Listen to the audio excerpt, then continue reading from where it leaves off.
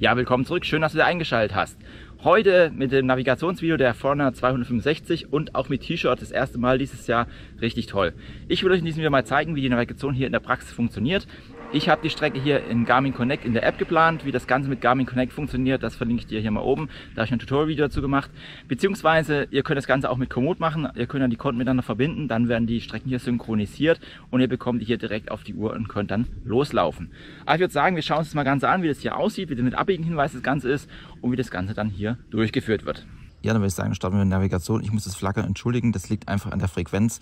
Ich habe leider nicht rausgefunden, welche Frequenz hier das Display das Ganze wiedergibt, sonst hätte ich das so gut wie geht eingestellt. Also von daher will ich das entschuldigen, wenn es hier so ein paar Streifen durchgehen.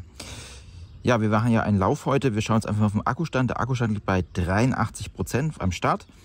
Und ich habe jetzt hier eine Tour geplant und wir gehen jetzt einfach mal hier in Laufen rein. Und dann können wir auch das Ganze hier aussuchen. Jetzt sehen wir schon hier die täglichen Trainingsvorschläge kommen. Und jetzt drücken wir ganz lange auf die mittlere Taste. Dann kommen wir auch schon hier in den Bereich Navigation. Ihr habt auch natürlich die Möglichkeit, hier euch zu peilen zu lassen. Aber wir machen jetzt eine klassische Krümelnavigation. Wir haben einmal die Möglichkeit, dann hier klassische Strecken zu navigieren. Also das, was wir jetzt gleich machen werden. Wir können uns aber auch eine alte Aktivität heraussuchen und diese dann ja nochmal nachlaufen. Beziehungsweise beim Favoriten oder Koordinaten können wir uns auch navigieren lassen. Wir nehmen jetzt einfach mal die Strecke. Ich habe die ja bei Garmin Connect geplant gehabt. Sehen wir hier die Strecken, die schon synchronisiert sind. Und dann sehen wir jetzt hier Navitest, das ist das, was ich jetzt gerne machen wollen würde. Das wählen wir jetzt hier dann aus und dann wird das Ganze hier auch schon geladen. Dann sehen wir hier auch schon den Streckenverlauf, den wir laufen möchten. Und wenn wir jetzt auf die Taste oben rechts drücken, dann kommen wir auch zum Auswahlmenü. Hier können wir zum Beispiel auch noch einen Pace-Pro-Plan erstellen. Das machen wir jetzt einfach mal, sagen wir neu. Und hier können wir dann einstellen, ob wir das Ganze in der Zielzeit schaffen wollen oder in der Zielpace. Wir sagen jetzt einfach mal eine Zeit und ich nehme jetzt einfach mal was ganz Konservatives, weil ich werde viel stoppen und filmen. Daher ja, würde ich da entsprechend hier etwas länger brauchen als normal. Machen jetzt mal 1 Stunde. Klicken hier vorne drauf. 1 Stunde und 5. Mal gucken, wie lang das dann wirklich ist. So, dann bestätigen wir das Ganze und dann haben wir schon mal einen Pace-Pro-Plan erstellt. Ja, dann würde ich sagen, dann laufen wir erstmal los. Wir gehen jetzt hier mal auf Start. Plan verwenden, sagen wir, ja. Streckennavigation aktivieren, ja. Und dann geht das Ganze jetzt auch schon direkt los. Ja, um eine Abbiegung zu zeigen, wir sind hier vorne, kommt gerade die Kreuzung. Wir sind jetzt hier in 87 Metern und wir sind auch ganz gut, dass der Streckenverlauf auch angezeigt wird. Das Weiße sind wir gelaufen, das Rote steht noch vor uns und wir sehen jetzt auch hier, das Ganze ist im Raster von 120 Metern. So, 43 Meter vorher habe ich ein Signal bekommen und eine kleine Vibration. Wir sind auch hier 34 Meter, wir sind jetzt hier direkt an der Kreuzung. So, 17, 15 Meter, also wir sind gleich drauf. Das Ganze läuft hier im Multiband ab. Ich habe hier Multiband-GPS eingeschaltet, also das heißt das beste GPS, was es gibt. Und wir sind jetzt auch gleich hier, 4 Meter, 2 Meter. Und dann gibt es eine Vibration und einen Ton und nochmal den Pfeil. Und ich stehe jetzt exakt auf der Kreuzung, also wirklich ganz genau. Sehen auch hier geht's runter. Und da müssen wir jetzt einfach langlaufen, hier lang. Wir sehen auch hier, die Karte richtet sich ganz schnell aus, kein Problem. Also hier müssen wir nicht lang, wir müssen hier runter, zack, dann gehe ich mit der Uhr da runter. Dann sehen wir auch hier, wird direkt justiert bzw. ausgerichtet.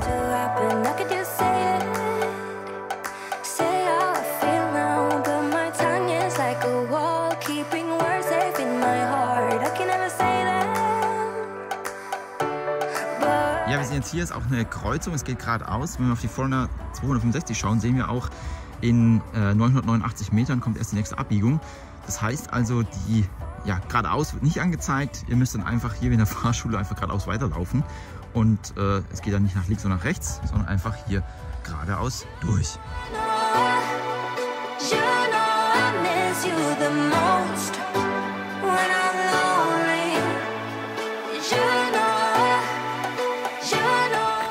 Ja, ich laufe gerade den Berg hoch. Man sieht ganz gut. Die Pace liegt jetzt gerade bei 8,35, ich mache es ein bisschen langsam. Und die angepasste Pace bei 8,20, beziehungsweise die Wattmessung, ja, wenn ich zu langsam bin, geht sie auf 0. Die hat ein bisschen Probleme. Aber ihr seht, ihr könnt euch dann die angepasste Pace anzeigen lassen. Das ist ganz praktisch, wenn ihr einen Berg hochlauft, damit ihr das besser einschätzen könnt und nicht überpaced. So, wir haben jetzt hier eine Abbiegung bzw. eine Weggabelung. Und wir sehen auch hier wird nur 1 Kilometer bis zur nächsten Kreuzung angezeigt. Und wir sehen hier geht es einmal leicht rechts ab und links ab. Ja, das Gute ist den Wegverlauf, den wir angezeigt bekommen. Wir sehen hier so eine Schleife. Und es ist auch wirklich so, wir kriegen hier so eine Schleife angezeigt. Das ist wirklich ganz gut. Schade ist natürlich, dass nicht alle Abbiegungen angezeigt werden, weil ich habe das Ganze über Garmin Connect geplant, nicht über Komoot oder sonst jemand. Also das finde ich echt ein bisschen mager, dass Garmin das nicht so ganz hinbekommt, hier immer die Abbiegehinweise zu zeigen. Und das ist ja offensichtlich hier eine Weggabelung tatsächlich auch. Von daher wäre das jetzt schön gewesen. Wir sind auch auf der richtigen Strecke. Ja, genau. Dann würde ich sagen, laufen wir jetzt einmal falsch und schauen mal, wie die Uhr reagiert, wie lange sie braucht. Weil ich würde vielleicht geradeaus laufen. Machen wir das mal.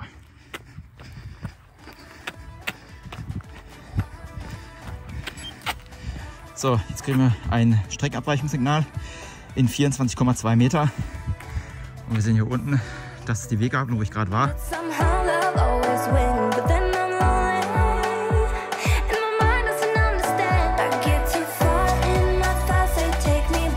Beim Pace Probeland kriegt ihr immer so einzelne Splits angezeigt, die ihr erreichen sollt.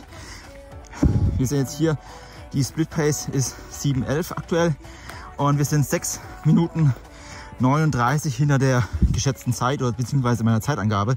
Das heißt also, ich bin viel zu langsam.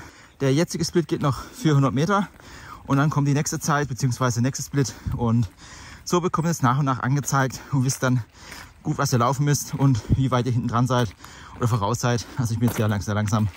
Liegt jetzt auch am Film. Und so könnt ihr dann auf jeden Fall eure Ziele erreichen, auch beim Berglaufen. Ja, auf was ihr auch nicht verzichten müsst beim Laufen, ist dann hier die Analysewerte wie vertikales Verhältnis, Bodenkontaktzeit, vertikale Bewegung, die Schrittfrequenz. Das bietet ja die Forna 265 von Haus aus mit. Ich habe jetzt gar nichts verbunden, also kein Pod und kein HM Pro Gurt. Das geht einfach so. Beim Wandern habt ihr das natürlich nicht, weil da macht es natürlich keinen Sinn. Wer mehrfach die Woche trainiert, hat sicherlich auch seine Ernährung im Blick. Hier kommen wir auf meinen heutigen Werbepartner. Willst du das Beste aus deinem Training herausholen und gleichzeitig legst du Wert auf die Umwelt und nachhaltige Produkte? Dann probier doch mal die Sportlernahrung von meinem Werbepartner Fair Natural aus.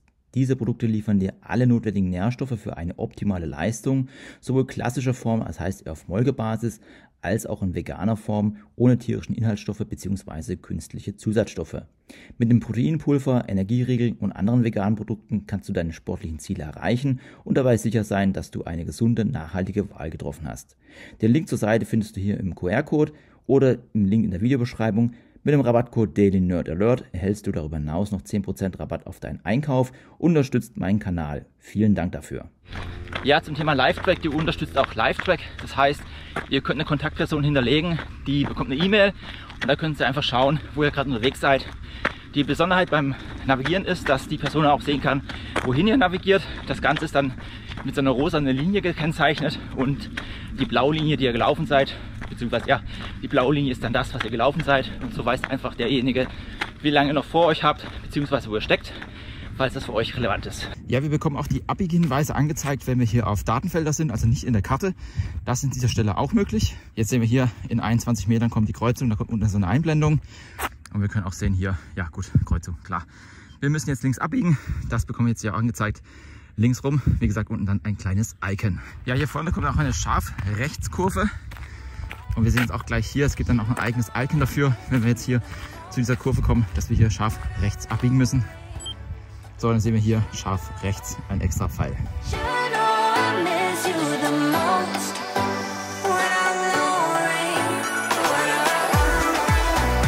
Die Datenfelder anzuschauen, der Forna 265, das Ganze wie gesagt beim Laufen.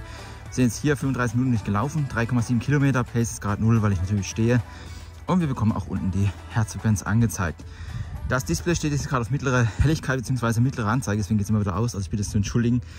Dann bekommen wir natürlich die Leistung angezeigt, wenn wir laufen. Wie gesagt, ich stehe jetzt gerade. Dann haben wir eine Übersicht der Leistung, beziehungsweise ich lasse mir oben auch die Grafik anzeigen, das ist das Standardfeld. Und dann sehen wir hier, dass wir viel gestanden sind, beziehungsweise ich viel gestanden bin. Durchschnittliche Leistung sehen wir. Dann natürlich hier Bodenkontaktzeit, das haben wir ja schon gesehen. Dann könnt ihr euch auch so ein Ghost anzeigen lassen. Das heißt, ihr gebt einfach eine Zeit an, die ihr laufen wollt. Wir sehen auch hier Zeitrückstand 7,45. Das ist an der Stelle auch möglich. Dann bekommen wir natürlich die Höhen angezeigt, die wir jetzt schon gemacht haben. Das sind jetzt 194 Höhenmeter, das sind wir jetzt aktuell, also die aktuelle Höhe. Beziehungsweise wir bekommen auch ein Höhenprofil angezeigt. Wir sehen jetzt hier, das Grüne sind wir schon gelaufen. Das Blaue ist vor uns. 104 Meter haben wir schon gemacht und 50 Höhenmeter sind noch vor uns, die wir machen müssen. Dann haben wir noch Zeit bis zum Ziel, 55,07 bzw. verbleibende Distanz und die Ankunftszeit ist 17:18 Uhr. Das bekommt ihr auch angezeigt, wenn ihr wandern geht etc. Also das ist immer dabei.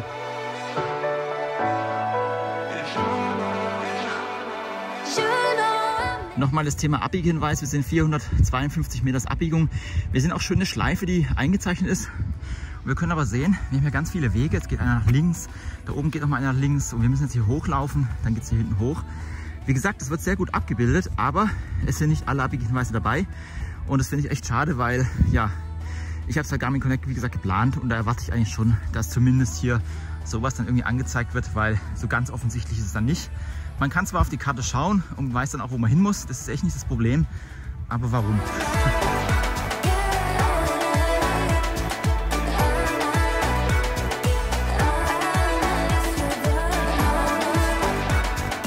Natürlich passt die angepasste Pace auch nach unten. Wir sind jetzt hier, ich laufe 6,35 Berg runter.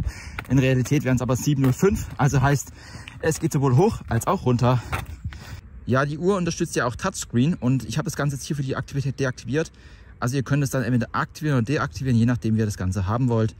Ich habe es wie gesagt erstmal abgeschaltet gehabt. Ja, ich werde die Tour jetzt hier beenden. Wir sind 1 Stunde 15, 8,5 Kilometer sind wir jetzt gelaufen. Das war jetzt nicht so schnell. Jetzt gehen wir auf Speichern und dann kann man auch auswählen, wie man sich da gefühlt hat. Ich fand es jetzt mäßig, also 3 und ich fühle mich eigentlich noch ganz gut. War jetzt doch schon etwas entspannter. Und dann sehen wir hier, Live-Track wird beendet, Aktivität wird gespeichert und dann gucken wir mal ganz kurz. Das Ganze wie gesagt hier im Laufen. Natürlich ist das Radfahren dann anders. Da bekommt man Radeffizienzwerte bzw. Radwerte bzw. Powerwerte angezeigt, je nachdem was ihr angeschlossen habt.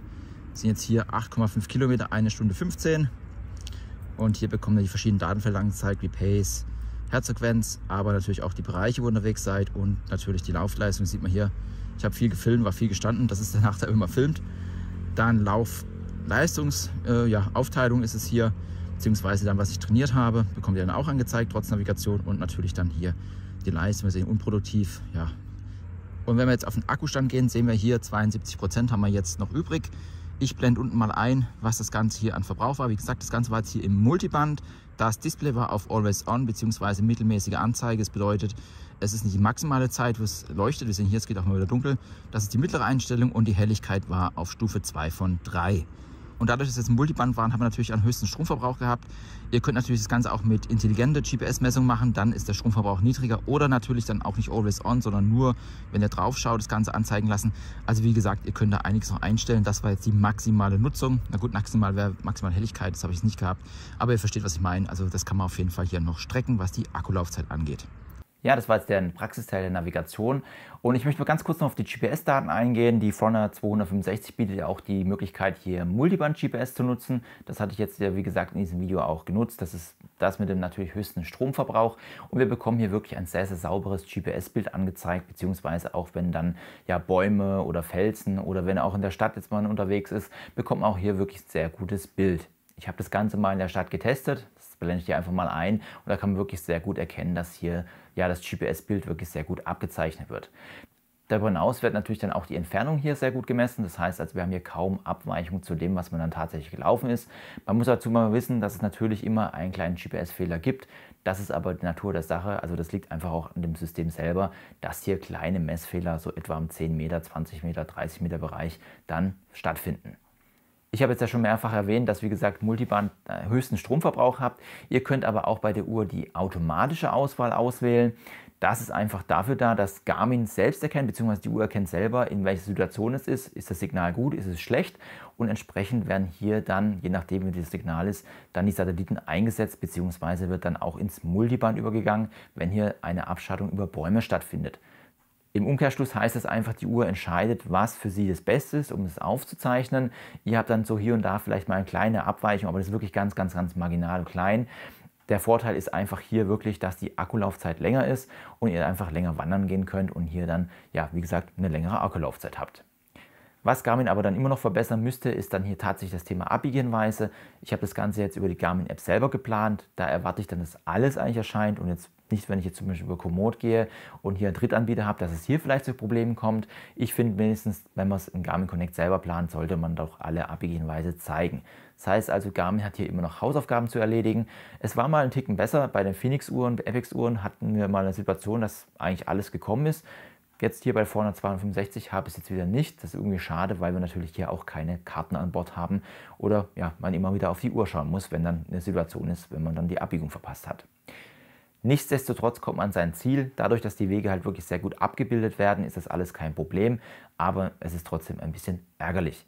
Ich hoffe, ich konnte dir einen kleinen Eindruck geben, was die Navigation der Forerunner 265 angeht. Wenn dich noch mehr zum Thema rund um Garmin interessiert, ich verlinke dir oben mal eine Playlist rund um Garmin, beziehungsweise wenn du ein ausführliches Review zur Forerunner 265 haben möchtest, also über alle Funktionen, dann verlinke ich dir oben mal das Video rund um die Forerunner 265, beziehungsweise wenn du neu auf dem Kanal bist, ich verlinke dir auch mal die Best-of-Playlist meines Kanals, da kannst du mal reinschauen, was sonst noch alles hier stattfindet. Ich werde die Uhr jetzt weiter testen und auch noch einen Test dazu machen. Ich würde mich auf jeden Fall freuen, wenn du hier wieder vorbeischaust. Ansonsten bedanke ich mich für deine Zeit. Tschüss, bis zum nächsten Mal.